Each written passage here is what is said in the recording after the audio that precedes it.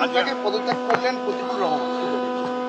আমি কি বলবো তোমাকে, এটা পার্টির আভ্যন্তরীণ ব্যাপার এবং সাংগঠনিক ব্যাপার। সাংগঠনিক ব্যাপার সোশ্যাল মিডিয়ায় হয় না, সংগঠনের কমিটি মিটিং হয়। আমাদের পরশুদিন তারপরের দিন রাজ্য কমিটির বৈঠক আছে, সেখানে আলোচনা হবে। যাকে প্রশ্ন করো, এখানে আমাদের নির্বাচন সামনে বিধানসভার, তার জন্য সবাই মিলে ঐক্যবদ্ধভাবে নামার চেষ্টা করা হচ্ছে। বিজেপি তৃণমূল বিরোধী শক্তিগুলোকে এককাট্টা করছি। তার আগে আমরা বাম ফ্রন্টের সমস্ত শক্তিগুলোকে সমত করেছি। সেই আলোচনাগুলো চূড়ান্ত পর্যায়ে আছে। আজকে আমি যখন এখানে আছি, তখন আমাদের পার্টির দুই নেতা আরএসপির সঙ্গে রাজ্য অফিসে বৈঠক করছেন। আসন সমঝোতা আমরা 18 তারিখের মধ্যে বামফ্রন্টের বৈঠক, তার মধ্যে বামফ্রন্টের মধ্যে আসন সমঝোতা কমপ্লিট করব।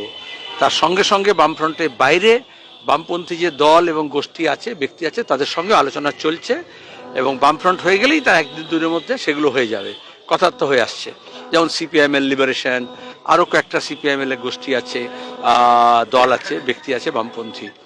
তাছাড়া গতবারে আমরা আইএসএফ এর সঙ্গে ছিলাম, আইএসএফ এর সঙ্গে আলোচনা হয়েছে 2-3 রাউন্ড। আপনারা ইতিমধ্যে মিডিয়া দেখেছেন, রিপোর্ট করেছেন, সেখানে অনেক আলোচনা হয়ে গেছে। এখন 5-6টা আসন নিয়ে বাম অন্যান্য শরিকদের সঙ্গে কথা শেষ হলে তবে তাদের সঙ্গে সেগুলো ফাইনাল হবে। হুমায়ুন কবির বলছে যে